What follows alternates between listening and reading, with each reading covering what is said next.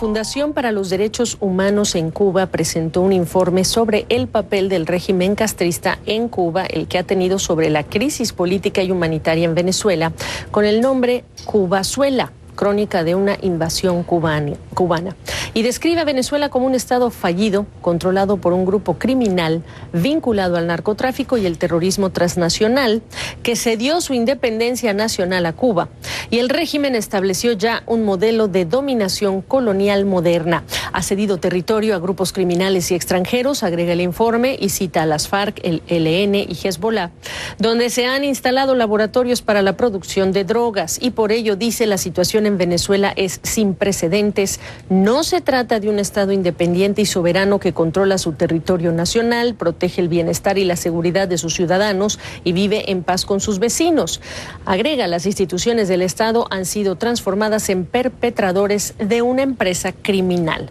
Víctor Hugo Hacha es el director de investigación de la Fundación para los Derechos Humanos en Cuba y nos acompaña desde Miami para hablarnos de las recomendaciones que tiene este informe, pero primero, bienvenido, y preguntarte a dónde han llevado ya el documento con las recomendaciones hasta ahora.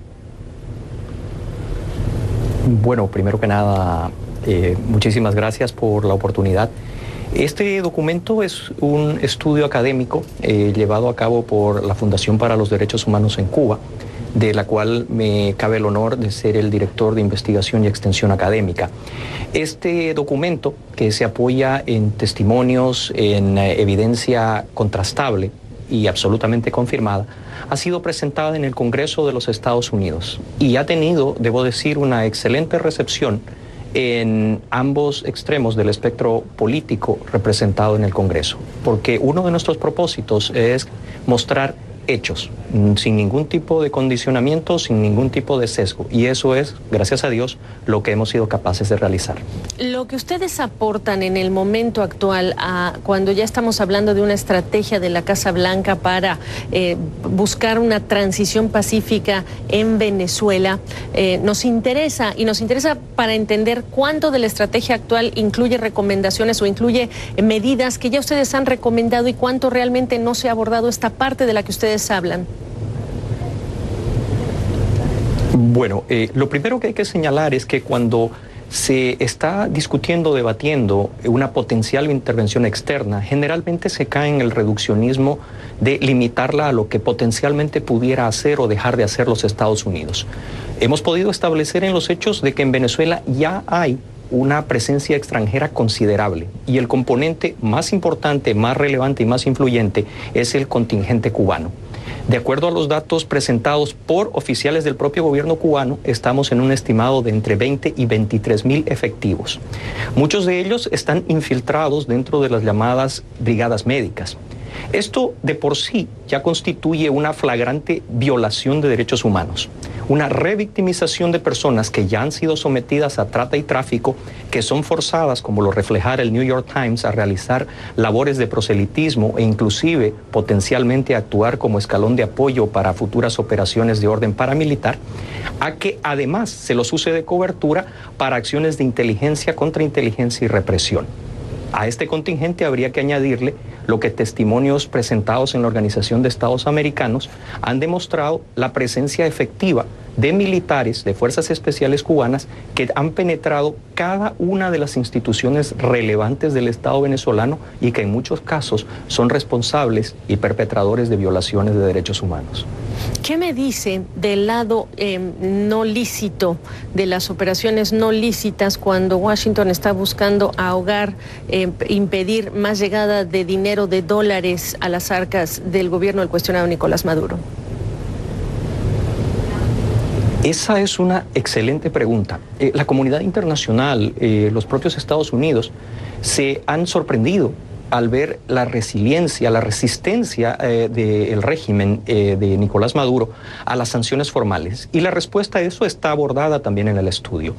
La segunda más importante fuente de ingresos para este régimen es el circuito de lo ilícito, predominantemente narcotráfico. Esto también está apoyado en evidencia contrastable que ya ha sido probada y demostrada en cortes federales en los Estados Unidos. Y aquí vuelve nuevamente a ser relevante el componente cubano, porque al facilitar estos circuitos del ilícito, no solo se facilita la supervivencia del régimen, que de esta manera puede sostener y pagar a los colectivos, a los militares, entre comillas, leales al régimen, sino también se transforma en un hub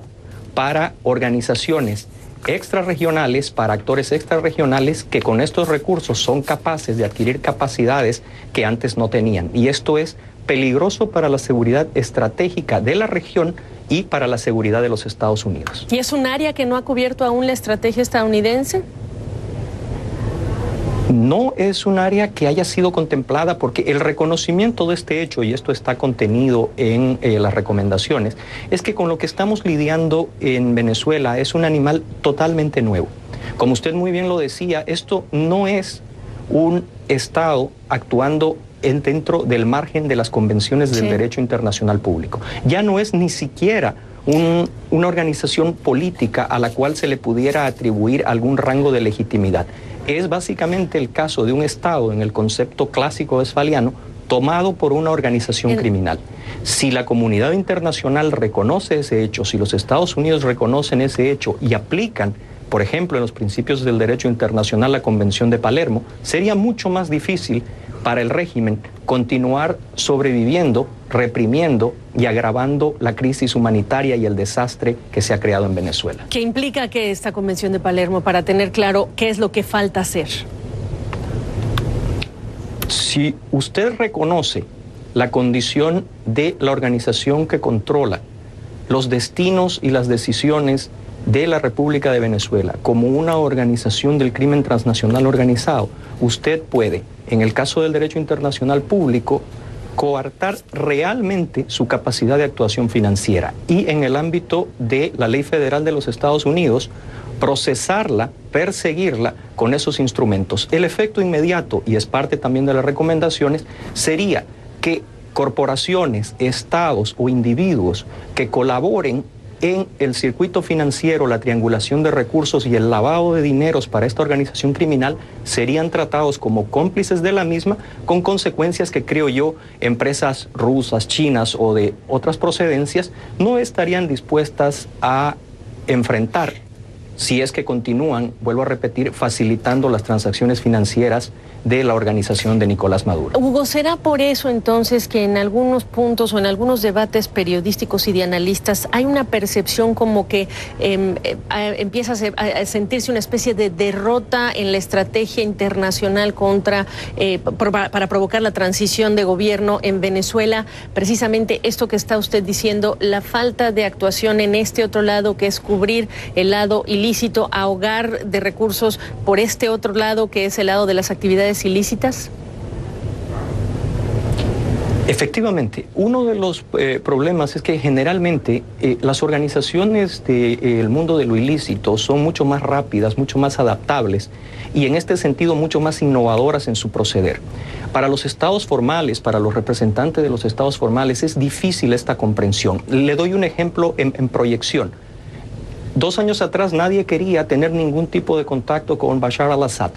Después de que el propio Bashar al-Assad renunciara al control efectivo territorial, limitándose única y exclusivamente a las áreas urbanas importantes, reteniendo a través de movimiento ilícito la capacidad financiera para pagar a las unidades militares leales y sostenido por aliados estratégicos de orden político, Rusia, Irán, China, Bolivia, Nicaragua, fíjese cómo se repiten los actores, fue capaz de capear la crisis y hoy día ciertos líderes en el concierto internacional vuelven a mencionarlo como un factor para la reconstrucción de una Siria que pueda recuperar el flujo de ciudadanos que salieron en esa crisis de refugiados. Hoy Venezuela, que está a punto de alcanzar en la cantidad de venezolanos que han tenido que abandonar su patria a las dimensiones de la crisis siria, es el modelo en el cual se mira Nicolás Maduro,